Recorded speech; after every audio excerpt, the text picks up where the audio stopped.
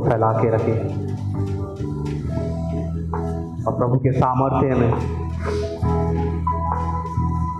हम प्रभु को धन्यवाद दें कि प्रभु ने हमसे इतना प्यार किया कि हमारे कारण अपने आप को बलित कर दिया। हम प्रभु को धन्यवाद दें इस प्यारी जिंदगी के लिए, इस महत्वपूर्ण समय के लिए जो हमें प्रभु ने अपने आगमन में आने का एक अवसर दिया, एक सुनहरा मौका दिया। इस क्षण में हम प्रभु से प्रार्थना कर सके और हर एक चीज के लिए धन्यवाद दे सके, अपने जीवन के लिए, अपनी जिंदगी के लिए, हर एक छोटी चीज के लिए हम प्रभु को धन्यवाद दे सके और हम प्रभु से कहें कि हम आपसे प्यार करते हैं, हम आपकी राह पर चलना चाहते हैं, आपके प्यार को पाना चाहते हैं। हम अपनी दोनों आंखों को बंद रखें, इस सुंदर से गीत के साथ हम प्रभु से प्रार्थना करें।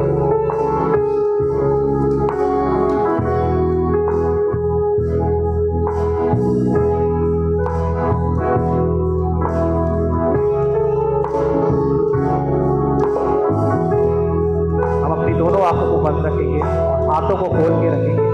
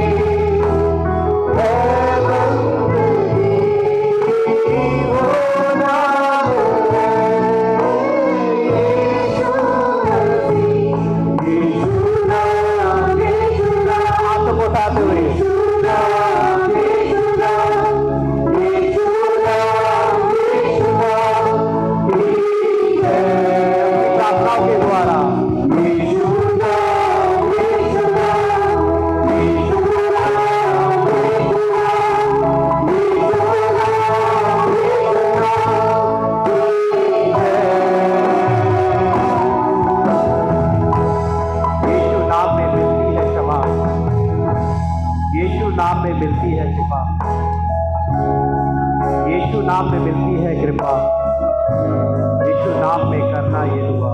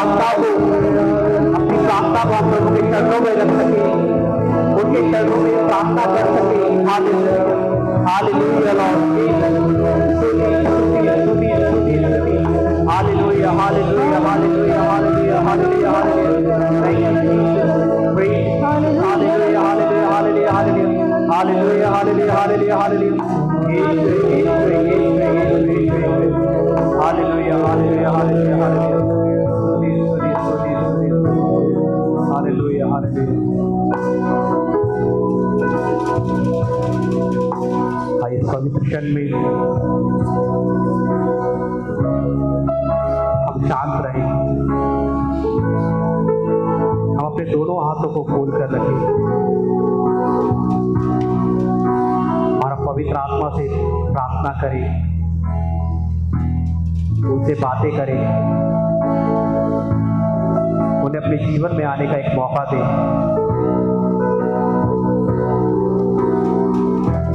अब इस क्षण में, इस समय में हम खाली पवित्र आत्मा से प्रार्थना करेंगे।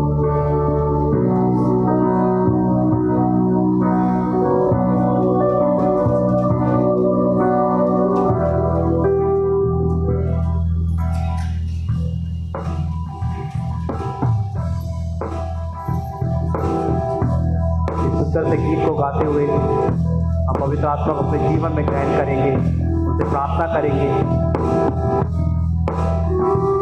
आप पवित्र आत्मा मेरे दिल में आ, मेरे जीवन में आ।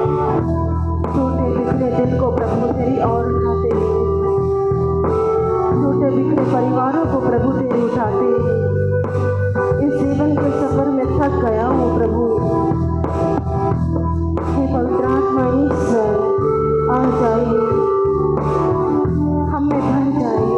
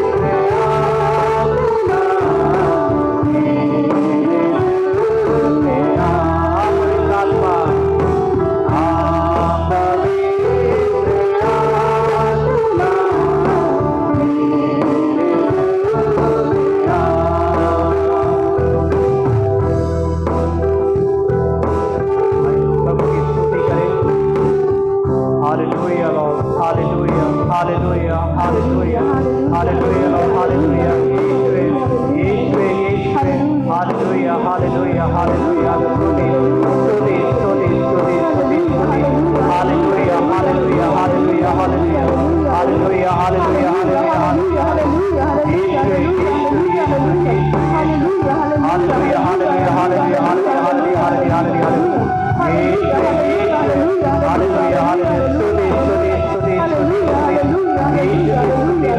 यही महिमा हो हालेलुया हालेलुया हालेलुया हालेलुया हालेलुया हालेलुया हालेलुया हालेलुया हालेलुया हालेलुया हालेलुया हालेलुया हालेलुया हालेलुया हालेलुया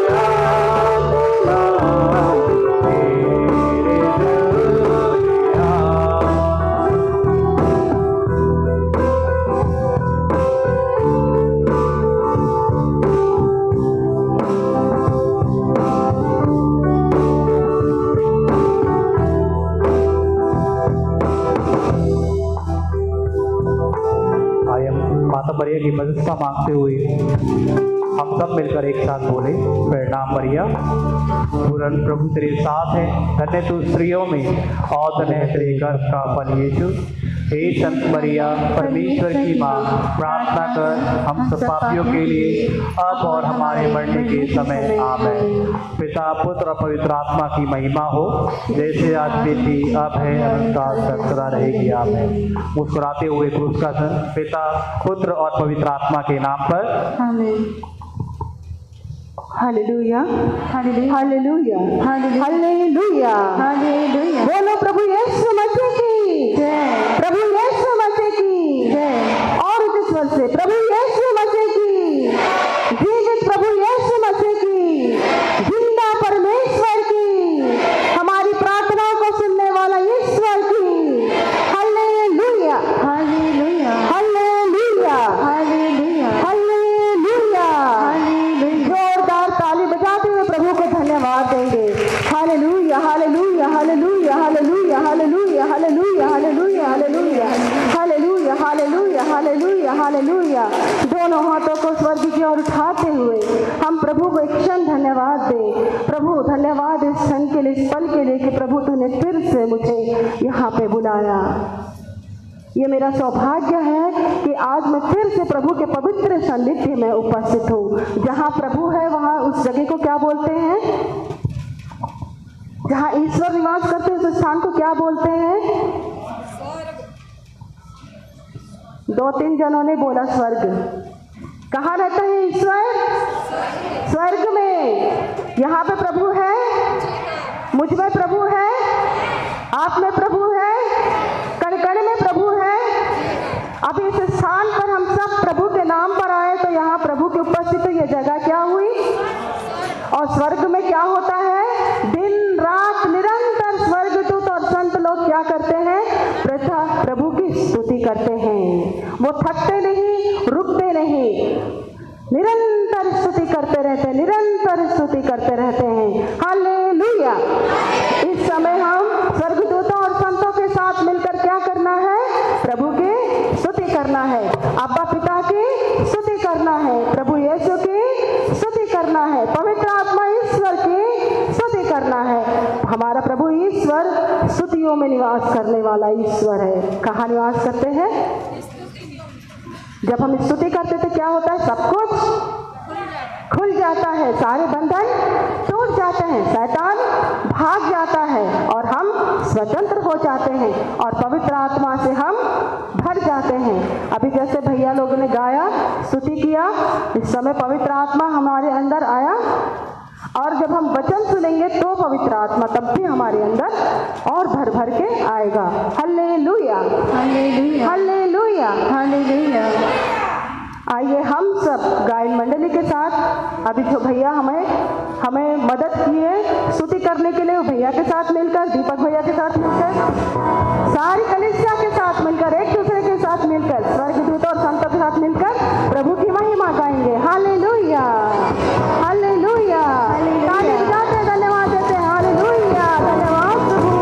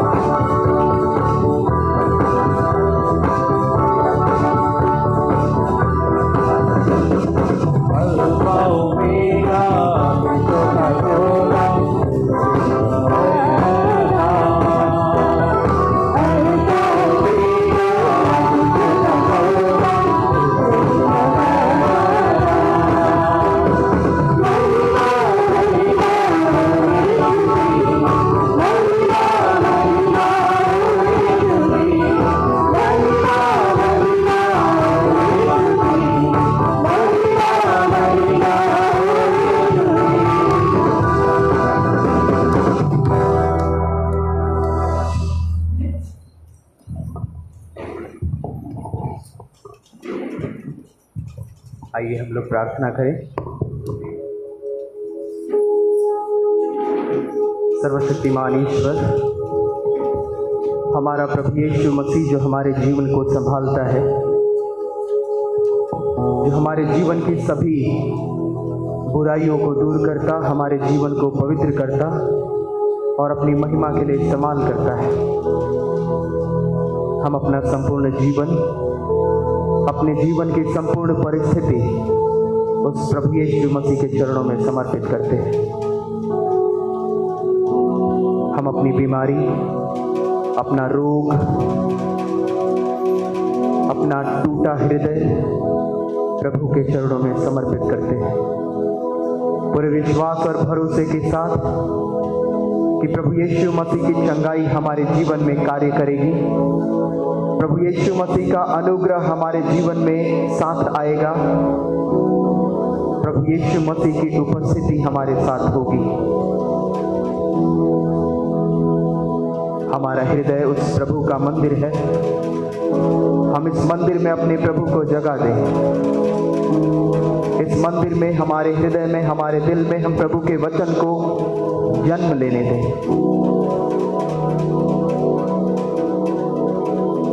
अपना सर्वस्व उस प्रभु के सामने समर्पित करते हुए हम उसी प्रार्थना को दोहराएंगे जो प्रभु यीशु ने हमें सिखाया है। हे हमारे पिता जो स्वर्ग में है, तेरा नाम पवित्र किया जाए, तेरा राज आए, तेरी इच्छा जैसे स्वर्ग में है वैसे इस पृथ्वी पर भी पूरी हो। हमारा प्रतिदिन का आहार आज हमें दे और हमारे अपराध हमें क्षमा कर जैसे हम भी अपने अपराधियों को क्षमा करते हैं, और हमें परीक्षा में न डाल परंतु बुराई से बचा। आमीन। हालेलुया, हालेलुया, हालेलुया, हालेलुया, हालेलुया, हालेलुया, हालेलुया। हालेलुया।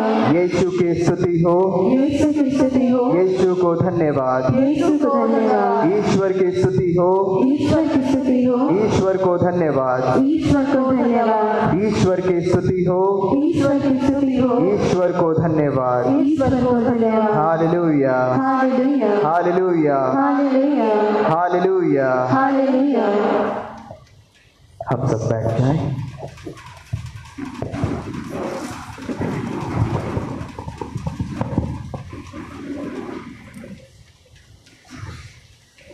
प्यारे भाइयों और बहनों, पिछले सप्ताह हमने प्रभु यीशु मसीह का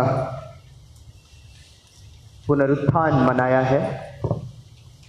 कितने लोग हैं जो आज पहली बार आए हैं यहाँ पे? कोई है? सब लोग यीशु मसीह के बारे में जानते हैं। हमारे यीशु मसीह, अभी हम लोगों ने पिछले हफ्ता के पहले 40 दिन तक यीशु मसीह के दुख भोग का समय मनाया था।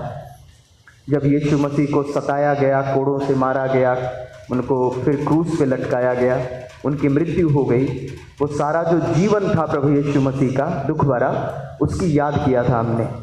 लेकिन परमेश्वर का पुत्र यीशु मसीह उन दुखों के साथ नहीं रहा। उन दुखों पर, उन पापों पर विजय पाते हुए वो जी उठा, और जिसे हम ईसाई लोग पास्का पर्व कहते हैं, इंग्लिश में ईस्टर कहते हैं, उसे हमने मनाया है पिछले रविवार को। प्रभु का वचन अगर आप पढ़ते हैं, ये बाइबल आप पढ़ते हैं, तो इसमें एक किताब है संत यूहन्ना का सुसमाचार। संत यूहन्ना के सुसमाचार अध्याय 1 पद संख्या 11 में लिखा है कि प्रभु यीशु, ईश्वर का पुत्र, वह अपने यहाँ आया और उसके अपने लोगों ने उसे नहीं अपनाया। यीशु मसीह स्वर्ग छोड़कर मनुष्यों के पास आता है, हमारे पास आता है अपना समझकर, मानव जाति को अपना समझकर वो मनुष्य के पास आता है, मनुष्य के लिए।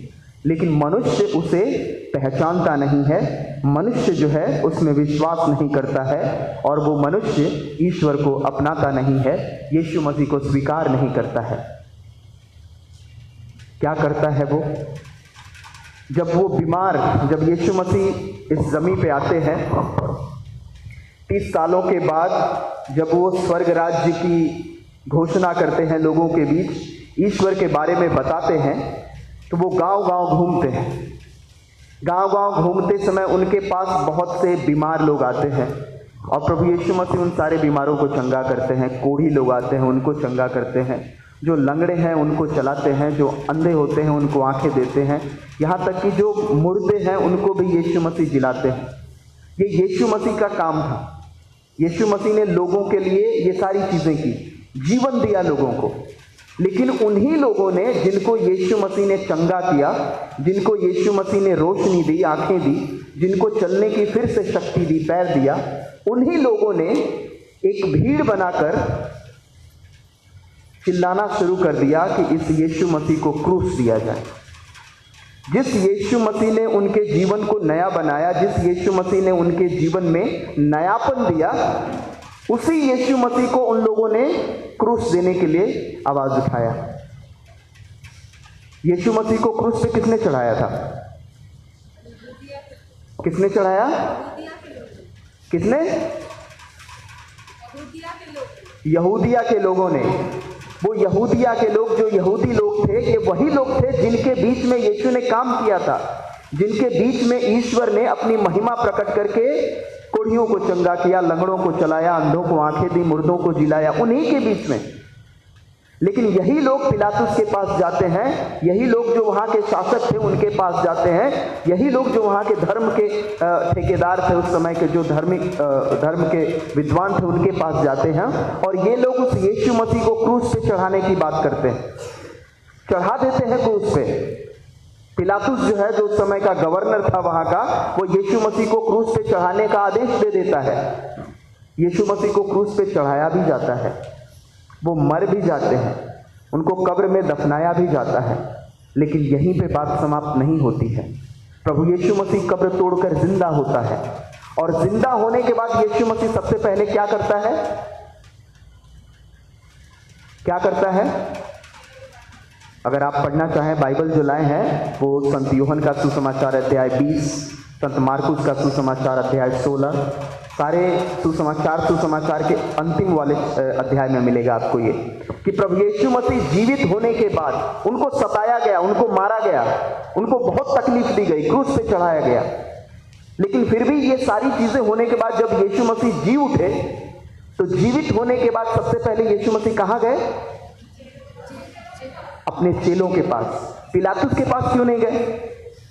पिलातुस वो था, वो गवर्नर था जिसके हाथ में पावर था। अगर वो कहता कि यीशु मसीह को छोड़ दिया जाए तो उनको छोड़ दिया जाता। उसको मालूम था कि यीशु मसीह ने कोई गुनाह नहीं किया है। ईर्ष्या के कारण, जलन के कारण यीशु मसीह को क्रूस पे चढ़ाने के लिए यहूदी लोग बोल रहे हैं। उसको मालूम था, गवर्नर था, उसके हाथ में शक्ति थी, पावर था कि वो यीशु मसीह को बरी कर सकता था, छुड़ा सकता था। लेकिन उसने अपनी कुर्सी बचाने के लिए यीशु मसीह को बरी नहीं किया। यीशु मसीह ने जीवित होने के बाद उस पिलातुस के पास जाना चाहिए था? नहीं जाना चाहिए था। जाके कहते कि देखो, तुमने मुझे मार दिया था, तुमने मुझे क्रूस पे चढ़ाने का आदेश दिया था, तुम लोगों ने मार के मुझे कब्र में दफना दिया था, लेकिन मैं आज जिंदा हूं। कह सकते थे यीशु मसीह, दिखा सकते थे अपना मसल पावर, दिखा सकते थे कि देखो तुमने क्या बिगाड़ लिया मेरा, तुम कल मुझे मारना चाहते थे, आज मैं जिंदा हूं तुम्हारे सामने। प्रभु यीशु मसीह पिलातुस के पास नहीं गए ये साबित करने के लिए। और सिर्फ पिलातुस के पास नहीं, जो शास्त्री फरीसी लोग थे, जो धर्म के बहुत बड़े विद्वान थे वहां पे, जो अधिकारीगण थे, वो लोग यीशु को मरवाने के लिए पिलातुस के पास गए थे। बहुत सारा षड्यंत्र रचने के बाद वो यीशु मसीह को पिलातुस के हवाले करते हैं, उससे आदेश लिखवाते हैं यीशु को मारने के लिए। यीशु उन फरीसियों के पास भी नहीं जाता है, उन शास्त्री और फरीसियों के पास भी यीशु मसीह जाके नहीं कहते हैं कि देखो तुम मुझे मारना चाहते थे, तुम लोग मुझे क्रूस पे लटकाना चाहते थे, आज मैं जिंदा हूं। प्रभु यीशु मसीह उनके पास नहीं जाते हैं। किसके पास जाते हैं प्रभु यीशु मसीह? फिर से उन्हीं चेलों के पास जिनको अपना मिशन कार्य शुरू करते समय यीशु मसीह ने चुना था। उन्हीं गरीब, लाचार और बेसहारा लोगों को फिर से यीशु मसीह चुनते हैं उनकी हिम्मत बढ़ाने के लिए। फिर से वो उन्हीं के पास जाते हैं, उसी पेतरुस के पास जाते हैं जो मछुआरा था, वो आज भी मछुआरा बन गया था। फिर यीशु मसीह उसी के पास जाते हैं, वो उन्हीं 12 शिष्यों के पास फिर से जाते हैं और उनको बताते हैं कि देखो, लोगों ने मुझे मिटाने की बहुत कोशिश की, लोगों ने मुझे मारने की बहुत कोशिश की, लेकिन आज भी मैं जिंदा हूं। हमारे जीवन का जो दुख है, हमारे जीवन का जो गम है, वो हमें मिटा नहीं सकता है, क्योंकि हमारी जिंदगी सिर्फ दुख या फिर वो छोटा सा जो संकट हमारे जीवन में आता है, हो सकता है बड़ी विपत्ति हमारे जीवन में, हमारा जीवन जो है उस विपत्ति से, उस दुख से कहीं बड़ा है, कहीं बहुत बड़ा है। और वो इसलिए क्योंकि मैं और आप ईश्वर के अनुग्रह में बनाए गए हैं, क्योंकि मैं और आप ईश्वर की मोहब्बत में बनाए गए। प्रभु का वचन कहता है, अगर आप ईसाया नबी का ग्रंथ पढ़ेंगे अध्याय 53, उसमें लिखा है कि मैं और आप जो ईश्वर में विश्वास करते हैं वो सिर्फ शारीरिक वासना से उत्पन्न नहीं हुए हैं। माता पिता के संसर्ग से संबंध बनाने से सिर्फ हमारी उत्पत्ति नहीं हुई है, हमारी उत्पत्ति इसलिए हुई है क्योंकि ईश्वर ने चाहा है कि मैं और आप जन्म लें, क्योंकि ईश्वर ने चाहा है कि मेरी और आपकी संतति इस पृथ्वी पर बनी रहे, और इसीलिए मैं और आप इस पृथ्वी पर हैं। किसी मनुष्य के चाहने से नहीं, बल्कि ईश्वर की कृपा से, ईश्वर की अनुग्रह से और ईश्वर के मोहब्बत से हम लोग इस पृथ्वी पर हैं। हमारे जीवन में तकलीफ आती है, हमारे जीवन में दुख आता है, लेकिन उस दुख का हम बदला लेने चले जाते हैं। हम में से बहुत लोग हैं जिनमें अपने ही परिवार में, मैंने शुरू में बताया, प्रभु वचन कहता है संत यूहन्ना का सुसमाचार अध्याय 1 पद संख्या 11 में कि प्रभु यीशु मसीह अपनों के पास आया और अपनों ने ही उसे नहीं अपनाया, अपनों ने ही उसे धोखा दिया, अपनों ने ही उसे क्रूस पे लटका दिया, अपनों ने ही उसे मार दिया। लेकिन फिर भी यीशु मसीह उन अपनों को बचाने के लिए जिंदा होने के बाद फिर अपने शिष्यों को क्या बोलता है? जाओ और स्वर्ग राज्य का प्रचार करो। किसके लिए? उन्हीं लोगों के पास जिन्होंने यीशु मसीह को मार दिया था। यानी यीशु मसीह बदला लेने नहीं आता है। उसके जीवन में बहुत सारी बुराइयां हुई हैं, उसको मारने की कोशिश की गई है, मार दिया गया है, लेकिन फिर भी यीशु मसीह बदला नहीं लेता है। वो मोहब्बत से फिर उनके पास आता है, अपने शिष्यों को तैयार करता है, अपने शिष्यों को दर्शन देता है, पवित्र आत्मा के द्वारा उनको मजबूत करता है, और फिर उन्हीं फरीसियों के पास भेजता है कि जाओ, उनको मन परिवर्तन की शिक्षा दो, उनको पश्चाताप की शिक्षा दो, उनको स्वर्ग राज्य में प्रवेश करने का रास्ता बताओ, उनको बताओ कि ईश्वर में विश्वास करना है। ये इस पृथ्वी पर जो नाम दिया गया है, एक नाम दिया गया है यीशु मसीह, उस यीशु मसीह के नाम के द्वारा ही जीवन का उद्धार प्राप्त करना है, ये बताओ उनको। प्रभु यीशु मसीह ये नहीं कहता है कि मैं तुमको पावर देता हूं, जाओ, उन्होंने मुझे मारा था, तुम सबको मार के आओ। प्रभु यीशु मसीह नहीं कहता है, वो कर सकता था, ईश्वर का बेटा था, वो ईश्वर था, उसके पास शक्ति थी, वो अपने सारे शिष्यों को मजबूत, जो ये कह सकता है कि तुम अंधे हो, चलो मैं कहता हूं कि तुम देखो, और वो देखने लगता है। जो लंगड़ा है वो लंगड़ के प्रभु के पास आता है और कहता है कि मैं चलना चाहता हूं, प्रभु यीशु मसीह कहते हैं चलो, और वो चलने लगता है। मुर्दे यीशु मसीह के पास आते हैं और मुर्दों को जिला देता है। जो मुर्दों को जिला सकता है, अंधों को आंखें दे सकता है, जो लंगड़ों को चला सकता है, या क्या वो अपने दुश्मनों को मार नहीं सकता? एक शब्द काफी है। अगर प्रभु कहता है कि यहाँ जो भी मेरे विरोध में खड़े हैं सारे मर जाए, क्या वो मर नहीं जाते? सारे लंगड़े हो जाएं, क्या वो लंगड़े नहीं हो जाते? सारे अंधे हो जाएं, क्या वो अंधे नहीं हो जाते? लेकिन परमेश्वर ऐसा नहीं करता है। उसको क्रूस पे चढ़ाया जाता है, उसे भालों से मारा जाता है, उसे कांटों का मुकुट पहनाया जाता है, लेकिन फिर भी वो अपने मुंह से श्राप नहीं देता है, फिर भी वो दूसरों को मिटाना नहीं चाहता है। वो क्रूस पे लटकते हुए भी कहता है कि प्रभु इन्हें क्षमा कर, क्योंकि ये नहीं जानते कि ये क्या कर रहे हैं। वो उनकी अज्ञानता को क्षमा करता है, वो माफ करता है, बदला नहीं लेता है। ख्रिस्त में प्यारे भाइयों और बहनों, और सिर्फ यीशु मसीह नहीं, जिसने भी यीशु मसीह में विश्वास किया है, जो सचमुच यीशु मसीह को अपना गुरु और ईश्वर मानता है, वो भी ऐसा ही करता है। शायद मैंने पहले बताया है आपको कि यीशु मसीह के शिष्यों की कहानी पढ़ा है आपने, हर एक शिष्य की। संत पेतरुस का नाम सुना है आपने? जब यीशु मसीह स्वर्ग चले गए, उन्होंने पेतरुस को वो सारी शक्तियां दी थी, सारे शिष्यों को पवित्र आत्मा के द्वारा। पेतरुस भी अंधों को आंखें दे सकता था, लंगड़ों को चला सकता था। वो पेतरुस जो है, उसको भी शास्त्री फरीसी लोग पकड़ के मारना चाहते हैं और अंत में मार भी देते हैं। उसी तरह जैसे यीशु मसीह को क्रूस पे चढ़ाया गया, वैसे ही पेतरुस को भी क्रूस पे उल्टा लटकाया गया, उसको भी मार दिया जाता है। पेतरुस भी अगर चाहता तो अंधों को आंखें दे सकता था, क्या वो किसी को अंधा नहीं कर सकता था? वो लंगड़ों को चला सकता था क्या? किसी सही चलने वाले को लंगड़ा नहीं कर सकता था? कर सकता था। लेकिन उसने यीशु मसीह की मोहब्बत को, यीशु मसीह के प्रेम को, यीशु मसीह की क्षमा को समझा था, और इसीलिए वो दूसरों को श्राप नहीं देता है। वो खुद मर जाना स्वीकार करता है, लेकिन दूसरों से बदला लेना स्वीकार नहीं करता। उसने मुझे गाली दिया है, मैं भी उसे गाली दूंगा। उसने मुझे 2 थप्पड़ मारा, उसे मैं 4 थप्पड़ मारूंगा। हमारा जो यीशु मसीह में विश्वास करता है वो ऐसी बातों को नहीं मानता। प्रभु यीशु मसीह कहता है कि अगर तुम्हारे गाल पे कोई एक थप्पड़ मारता है तो उसे दूसरा गाल भी दिखा दो।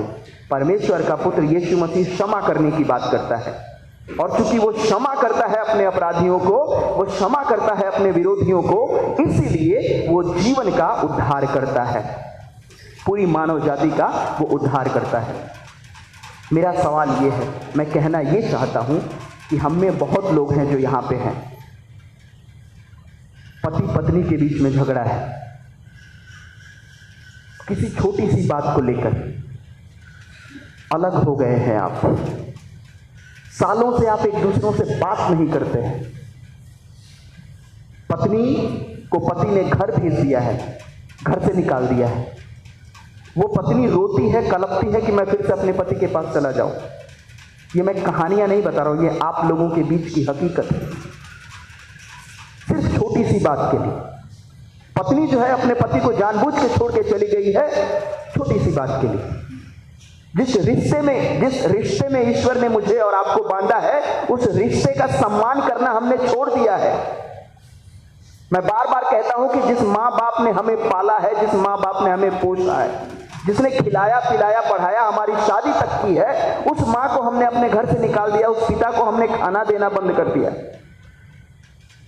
और हम कहते हैं कि हम यीशु मसीह के पास आए हैं, हम यीशु मसीह में विश्वास करते हैं, हम ईश्वर के अनुयायी हैं, ईश्वर के वचनों का पालन करने वाले हैं। ईश्वर जो खुद क्रूस पे मरता है, अपने मारने वालों को क्षमा कर देता है, उनसे बदला नहीं लेता या उनके सामने खड़ा होकर साबित नहीं करता है कि देखो मैं जिंदा हूं।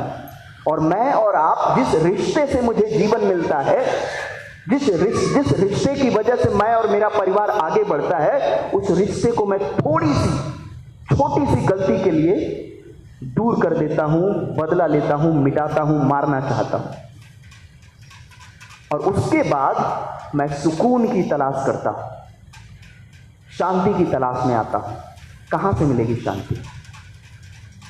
मैं कहता हूं बार बार कि अपने ही घर पे अपनी पत्नी के साथ बुरा व्यवहार करने के बाद, उसे गाली देने के बाद, मारने के बाद, दारू पीकर घर में हंगामा करने के बाद, या फिर पत्नी, अभी आज के न्यूज़पेपर में अगर आप पढ़ेंगे नवभारत टाइम्स में, उसमें लिखा है कि एक पत्नी ने अपने प्रेमी के साथ मिलकर अपने पति की हत्या कर दी। 8वें या 9वें पेज पे है वो। ये हकीकत है हमारे समाज की आज। और ये लोग ऐसे भी लोग हैं जो अपने ही लोगों का हत्या करके अपने लोगों को ही मारते हैं, घसीटते हैं, गाली देते हैं, और फिर प्रभु के पास आकर घुटने टेकते हैं और कहते हैं कि हे प्रभु मुझे आशीर्वाद दे। क्या प्रभु उस व्यक्ति के आंसू को नहीं देखेगा जिसको तड़पाया है आपने, जिसको आपने खाना देने से मना कर दिया, जिसको आपने मारा है, पीटा है, गाली दिया है? क्या उसका दर्द उस ईश्वर को दिखाई नहीं देगा? हम कब और कैसे अपने आप को प्रभु के लिए समर्पित करेंगे?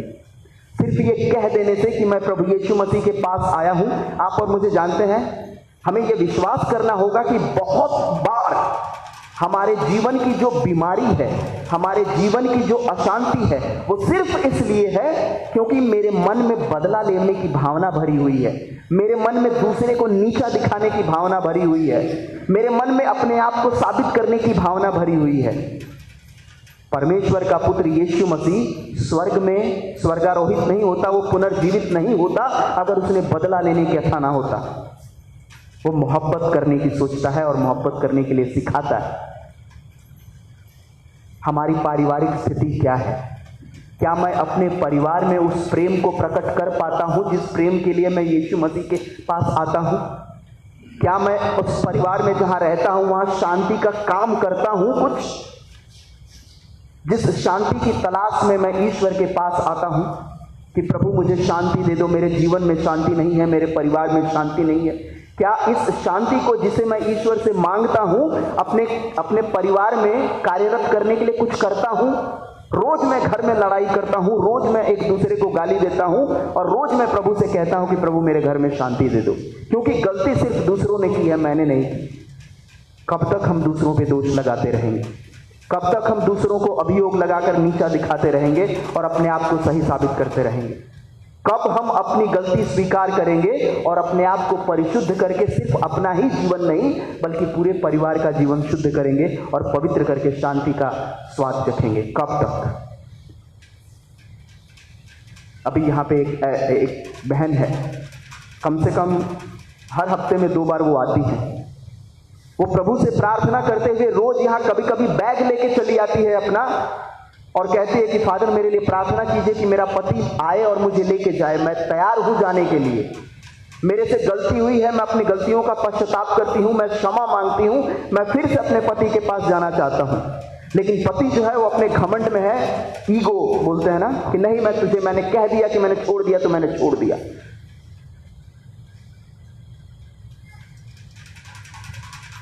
यकीन मानिए, अगर वो औरत खुश नहीं रहेगी अपनी जिंदगी में तो ये इंसान जिसने छोड़ा है वो कैसे खुश रहेगा? क्या परमेश्वर को इस बहन का आंसू दिखाई नहीं देगा? जरूर देगा, जरूर देगा। हमारे पास हो सकता है कम है, चीजें कम हैं, हमारे पास सिर्फ शायद एक ही चपाती बनती होगी, 2 ही चपाती बनाने की शक्ति है। 4 लोग हैं, शायद सबका पेट नहीं भरे, लेकिन 2 लोगों को घर से बाहर नहीं निकालना है। हम थोड़ा थोड़ा बांट के खाएंगे, उसमें सुकून होगा। आप 4 रोटी अकेले खा के आपका पेट भरना चाहते हैं, बाकी परिवार के किसी सदस्य को घर से बाहर निकालकर सुकून में रहना चाहते हैं, ये वो शांति नहीं मिल सकती। परमेश्वर यही हमसे कहना चाहता है। परमेश्वर ने जिस रिश्ते में मुझे बांधा है, परमेश्वर ने जिस रिश्ते में हमें बांधा है, उस रिश्ते को हमें मजबूत करना है और उसे मजबूत करने का तरीका है क्षमा करना, माफ करना अगर किसी ने गलती की है, प्यार करना एक दूसरे को। और प्यार का मतलब ही है बलिदान देना। हालेलुया, हालेलुया, हालेलुया, हालेलुया। प्रभु का वचन अगर आप पढ़ेंगे इसाया नबी का ग्रंथ अध्याय 53 और 3 से आगे, तो इसमें लिखा है कि वह मतलब ईश्वर का पुत्र, वह मनुष्यों द्वारा निंदित और तिरस्कृत था, शोक का मारा और अत्यंत दुखी था। लोग जिसे देखकर मुंह फेर लेते थे, उसकी तरह वह तिरस्कृत और तुच्छ समझा जाता था। यीशु मसीह को ऐसी दयनीय स्थिति का सामना करना पड़ा। लोग उसके मुंह पे थूकते थे, उसी यीशु मसीह के मुंह पे थूकते थे जो उसी यीशु मसीह से अपने जीवन को संवारने की बात करते थे। ऐसी दयनीय स्थिति में भी प्रभु यीशु मसीह उसे श्राप नहीं देता है कि मैंने तुझे चंगा किया था, मैंने तुम्हें आंखों की रोशनी दी थी और तुम मुझे गाली दे रहे हो, जाओ फिर से अंधे हो जाओ। कई बार हम लोग करते हैं ऐसा। जिस भाई या बहन को हम कहते हैं, हमारी शिकायत होती है कि इसने मेरे साथ धोखा किया है, इसके लिए मैंने सब कुछ दे दिया, मैंने अपना सब कुछ न्यौछावर कर दिया, सब कुछ किया है मैंने और इसी ने मुझे धोखा दिया है। अब मैं इसके ऊपर विश्वास नहीं करूंगा, अब मैं इसे कभी कुछ नहीं दूंगा, अब मैं उससे बात नहीं करूंगा।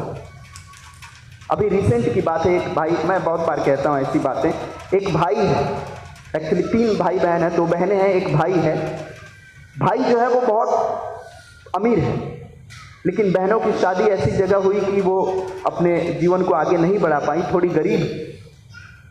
घर का जो हिस्सा है ऐसे खाली पड़ा है, वो घर जो है वो खाली पड़ा है उसका। भाई कहीं और रहता है, घर खाली पड़ा है जो मम्मी पापा का है, मम्मी पापा नहीं है। लेकिन वो भाई अपनी उन बहनों में से किसी को भी उस घर में रहने नहीं देता है। क्यों? वो कहता है कि अगर ये लोग रहेंगी तो कब्जा कर लेंगी और मुझे कुछ भी नहीं मिलेगा।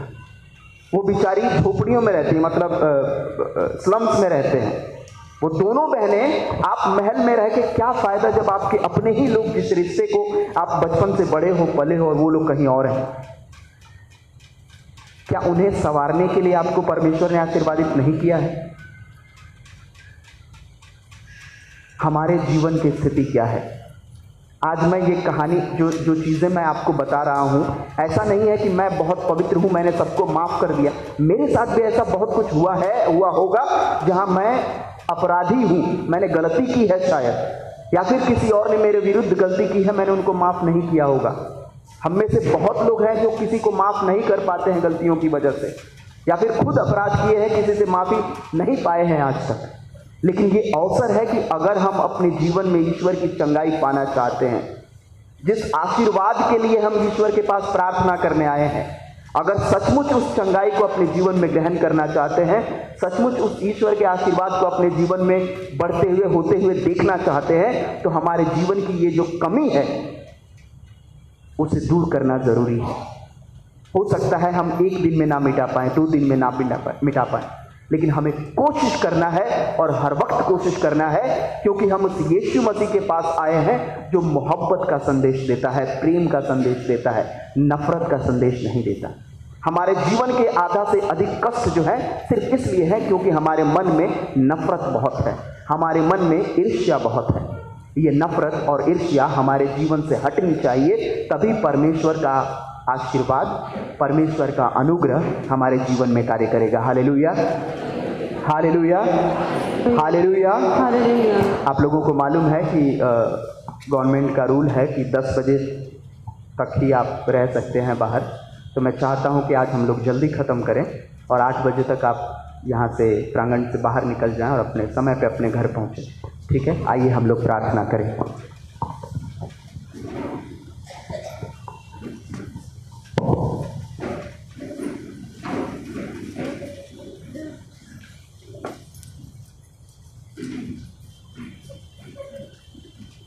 हालेलुया, हालेलुया, हालेलुया।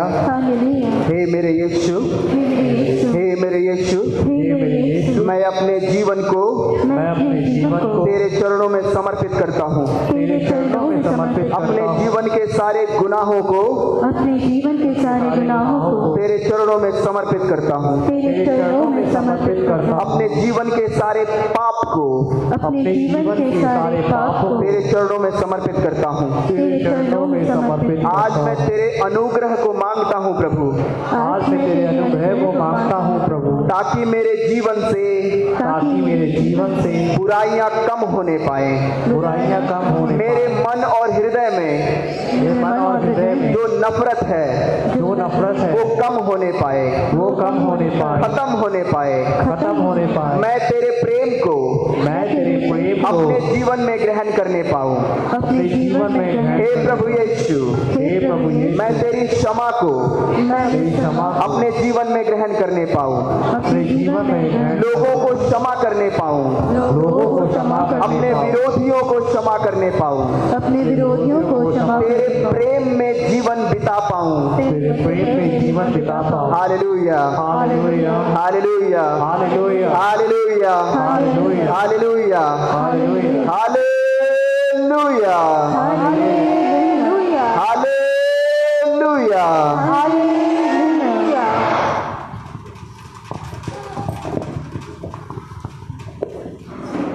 आप लोगों में से जो भी बपतिस्मा ग्रहण करना चाहते हैं, लॉकडाउन से पहले हम लोगों में से बहुत लोगों ने नाम दिया था और वो चीज़ लॉकडाउन की वजह से, कोरोना की वजह से बंद हो गया था।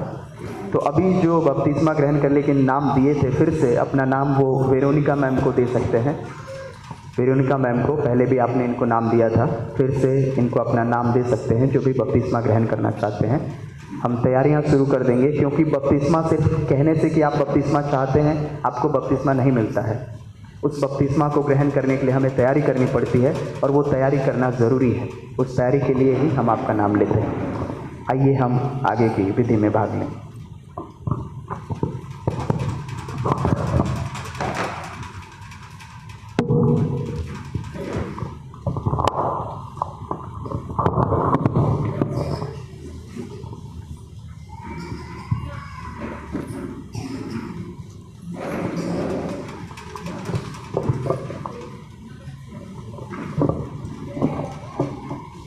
सब कुछ यीशु बैठ जाइए।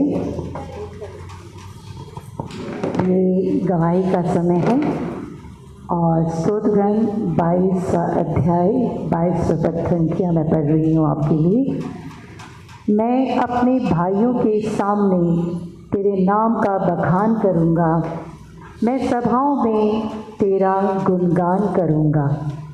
तो तीर्थकार कह रहा है कि ईश्वर जो मेरे जीवन में करता है उसके बारे में मैं सबके सामने बखान करूँगा, बताऊँगा अपने भाई बहनों को। और जब भी कोई सभा होती है वहाँ पर मैं उस बातों को याद करके स्तुतिगान करूँगा। आज भी कुछ गवाही हैं जो मैं आपके सामने रखना चाहूँगी। पहली गवाही है आशा और कन्हैया की। ये हैं आज यहाँ पर, आज आए नहीं हैं।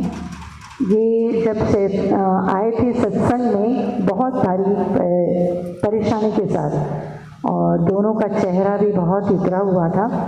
और उनका कहना था उनकी पत्नी को शैतानी ताकत का बहुत प्रकोप था, बहुत परेशान थी। और उनका कहना था कि उनके ही किसी जानने वालों ने उनके लिए इस तरह से किया था। डरे हुए थे, परेशान थे, और इस रूप में ही यहाँ सत्संग आए थे। और इसके दौरान, इस परेशानी के दौरान उनके बदन में आग भी लगी है, जल भी गई थी, तो उनका चेहरा भी खराब हुआ था। तो इतनी ज़्यादा परेशान स्थिति में जब यहाँ आए तो उनको यही बताया गया सत्संग में कि आपकी सारी परेशानियाँ ठीक हो जाएंगी। पर 1-2 हफ्ते के बाद आने के बाद भी वो डरे रहे। उनको बस यही बार बार बताया गया। पर जब लगातार हर सत्संग में यहाँ बैठते थे, उनका कहना है हम वचन सुनते थे, उसको धीरे धीरे अपने जीवन में अपनाने लगे। और धीरे धीरे वो चीज़ें वहाँ उनके घर से हटती गईं, क्योंकि वो कुछ डरावने सपने देखती थी, चेहरे देखती थी, और कुछ उनको आके दर्द देते थे। ये सारी चीज़ें पूरी रूप से हट गई। वही नहीं, उनका कहना है कि उन्होंने प्रार्थना करना सीखा और रोज़री मारा के द्वारा माँ मरियम की शक्ति पाई, उनकी कृपाएं पाई, और इन सारी परेशानियों को आज दूर हटकर वो पूरी रूप से शांत है। उनके परिवार में शांति है, इसलिए वो पूर्ण हृदय से प्रभु को धन्यवाद देते हैं। Hallelujah, hallelujah.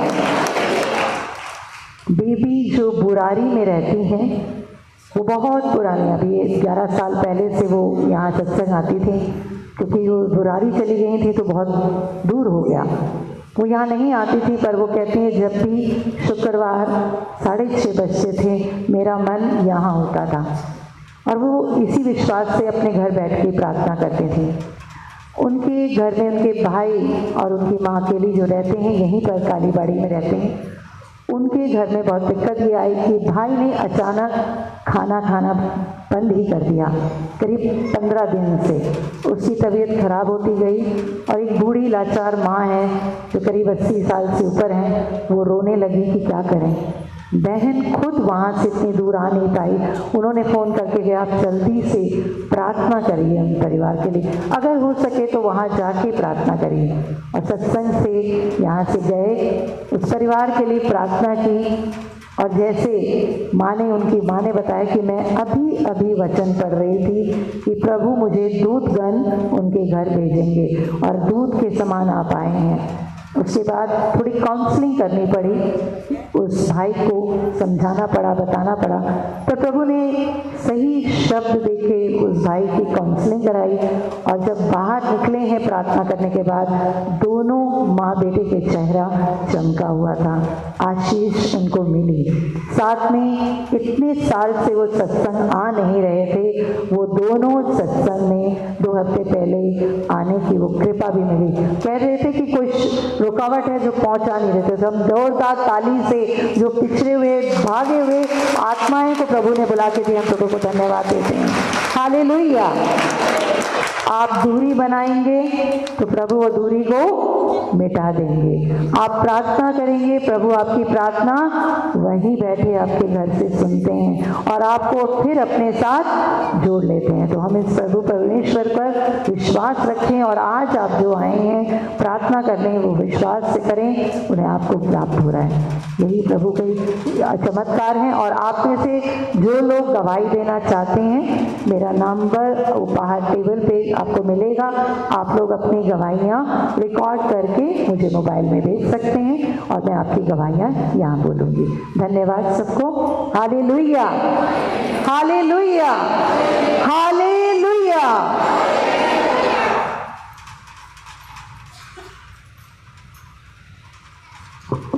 हाँ, ये प्यारे भाई और बहनों, अपना चढ़ावा प्रभु के श्री चरणों में अर्पित करने के लिए खड़े हो जाएं।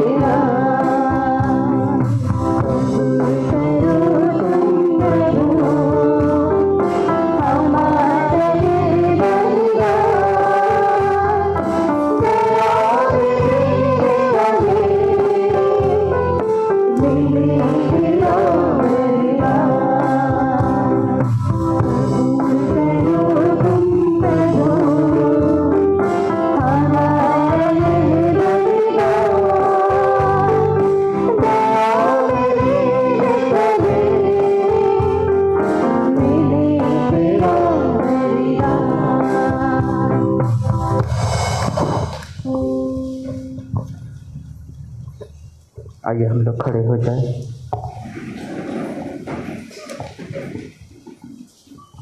हमने अपना जीवन प्रभु को चढ़ाया है।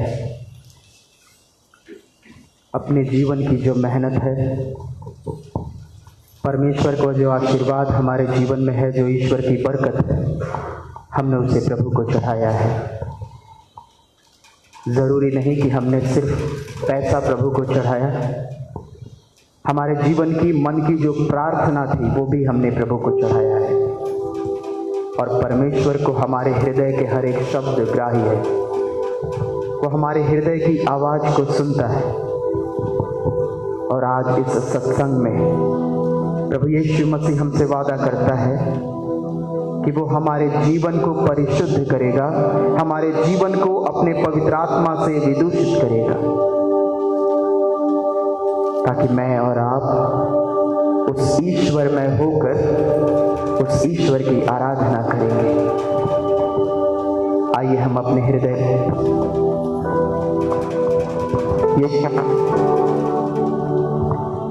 अपने हृदय को खोलकर हम यीशु मसीह की आराधना करें। उसका नाम अपनी जुबां पे लेकर आए और भजन गाते हुए पूरी महिमा के साथ उस यीशु मसीह के अनुग्रह को अपने जीवन में अनुभव करें।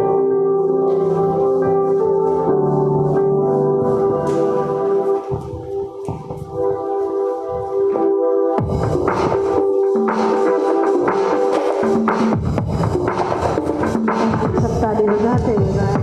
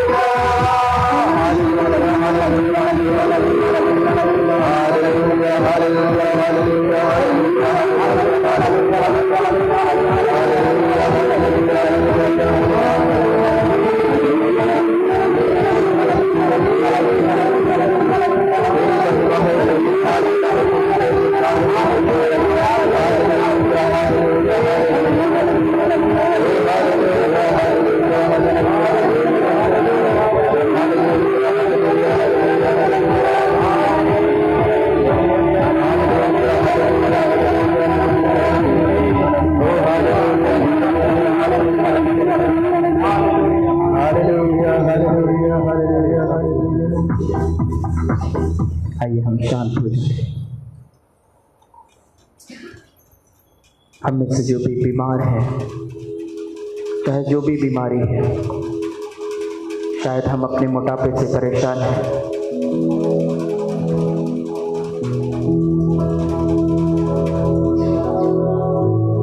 सर का दर्द बहुत ज्यादा है, जोड़ों का दर्द है, शायद हमारे परिवार में तनाव बहुत ज्यादा है, हमारे परिवार में रिश्ते बहुत बुरे हो गए हैं, शायद नफरत की वजह से हम एक दूसरे को देखना नहीं चाहते।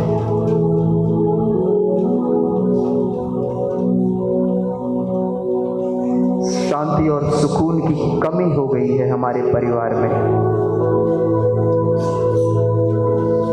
नौकरी नहीं है, खाने के लिए शायद अनाज नहीं है, बीमारियों ने इस तरह से जकड़ रखा है कि ठीक होने का नाम नहीं ले रहे।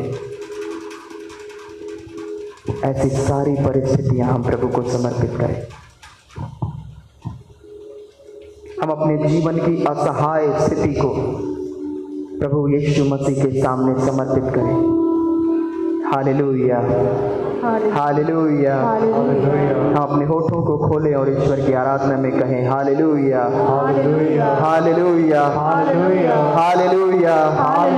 हे प्रभु यीशु मसीह, हम विश्वास करते हैं, पूरे भरोसे के साथ कहते हैं, कि तू ही हमारा ईश्वर है, तू ही हमारे रोगों को चंगा कर सकता है, हमें शारीरिक चंगाई दे, हमें मानसिक चंगाई दे, हमें आध्यात्मिक चंगाई दे। हे यीशु मसीह, हमारे जीवन को शुद्ध कर, हम पर दया कर, हमारे पापों को क्षमा कर, हमें छू ले। हे यीशु मसीह, अपने पवित्र आत्मा के द्वारा हमें छू ले, हमारी सारी बीमारियों को दूर कर दे। हालेलुया, हालेलुया, हालेलुया। एक साथ हालेलुया, हालेलुया, हालेलुया, हालेलुया, हालेलुया। सर्वशक्तिमान यीशु प्रभु, तेरी महिमा और आराधना करते हैं और तेरे पवित्र नाम से यीशु मसीह यहाँ उपस्थित सभी भाई बहनों को आशीर्वादित करते हैं, इनके रोगों से ये मुक्त करते हैं यीशु मसीह तेरे नाम से, इन्हें इनकी बीमारियों से छुटकारा देते हैं यीशु मसीह तेरे नाम से, इनके जीवन में, इनके परिवार में जो विषम परिस्थितियां हैं, जो तनाव है, उसे दूर करते हैं यीशु मसीह तेरे नाम से, इनके जीवन में जो शैतानी शक्तियां हैं, इनके जीवन में जो बुरी आत्माएं, उन सारी बुरी आत्माओं को, शैतानी शक्तियों को यीशु मसीह तेरे नाम से दूर करते हैं। हमारी प्रार्थना को सुन और कबूल कर हमारे यीशु। हालेलुया, हालेलुया, हालेलुया, हालेलुया, हालेलुया, हालेलुया, हालेलुया। हम अपनी आंखें बंद रखें, अपने हाथों को अपने हृदय पे रखें, दिल पे रखें, शांत हो जाए। बिल्कुल महसूस करें हम उस यीशु मसीह को जो हमारे जीवन में आया है, जो हमें चंगा करने आया है, जो हमें सुरक्षा देने आया है। उस यीशु मसीह को जो हमसे प्यार करने आया है। दुनिया शायद हमसे नफरत करती है, समाज और परिवार के लोग शायद नफरत करते हैं, लोग शायद ध्यान नहीं देते, लेकिन मेरा ईश्वर यीशु मसीह वो हमें प्यार करता है। यीशु मसीह सबने आपको छोड़ा है, सबने आपको दुत्कारा है, लेकिन यीशु मसीह आपसे प्यार करता है। और यीशु मसीह आपके जीवन में आने वाला है। उस यीशु मसीह को अपने साथ लेकर जाएं, अपने हृदय में महसूस करें उस यीशु मसीह को जो आपसे कह रहा है कि मेरे पुत्र मैं तुमसे प्यार करता हूँ, मेरी पुत्री मैं तुमसे प्यार करता हूँ, और मैं चाहता हूँ कि तुम चंगे हो जाओ। मैं चाहता हूँ कि यहाँ से तुम शांति लेकर जाओ। मैं चाहता हूँ कि तुम यहाँ से अपने जीवन में प्रेम लेकर जाओ। हालेलुया, हालेलुया, हालेलुया, हालेलुया, हालेलुया, हालेलुया, हालेलुया, हालेलुया, hallelujah. Thank you Jesus, thank you Jesus, thank you Jesus. हमें चंगा करने के लिए, हमें चंगा कर, हमें प्रेम से भरने के लिए, हमें प्रेम से भरने, हमें शांति और सुकून देने के लिए हमें शांति और सुकून, धन्यवाद यीशु। धन्यवाद यीशु। आमीन, आमीन, आमीन, आमीन। हालेलुया, हालेलुया, हालेलुया, हालेलुया, हालेलुया, हालेलुया, हालेलुया। हालेलुया। आइए हम सब घुटने टेके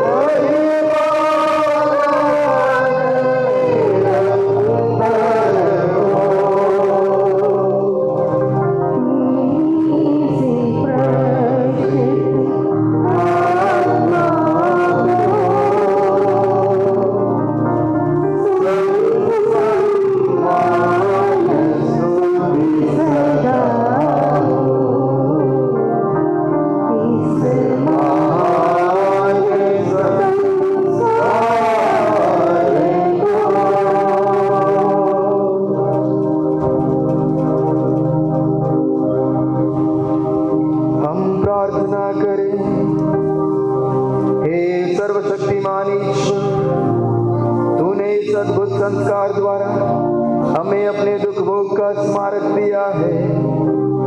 हमें अपने शरीर और रक्त के पवित्र भेंट का इस प्रकार आदर करने की कृपा दे कि हम मुक्ति का फल नित्य अनुभव करें। तू जो युगानुयुग जीता और राज्य करता है।